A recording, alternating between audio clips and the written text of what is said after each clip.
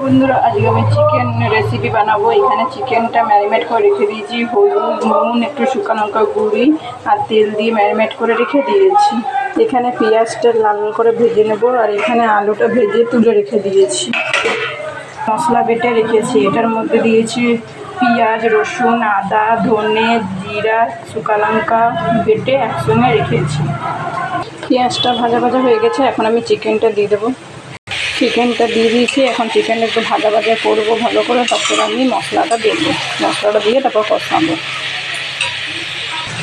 চিকেনটা ভাজা ভাজা হচ্ছে, আর চিকেনটা ভাজা ভাজা হয়ে গেছে। এখন আমি এই মশলাটা দেবো। মশলার মধ্যে আমি একটুখানি লাল লঙ্কা দিয়েছি, মানে কাশ্মীরি লঙ্কা, আর চিকেন মশলা দিয়েছি। মশলার মধ্যে নুন, হলুদ আর একটুখানি একটা টমেটো সসের প্যাকেট দিয়ে দিলাম, পাউচ।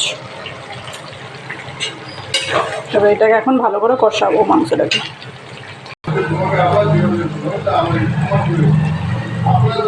আমার চিকেনটা কষা কষা হয়ে গেছে, এখন আমি গরম জল দিয়ে দেবো। আমি গরম জলটাকে ফুটিয়ে রেখে দিয়েছি এখানে, এটা দিয়ে দেবো গরম জলটা এটার মধ্যে। আমার চিকেনটা কষা কষা হয়ে গেছে, দেখতে পারো। এখন আমি এটার মধ্যে গরম জল দিয়ে দেবো।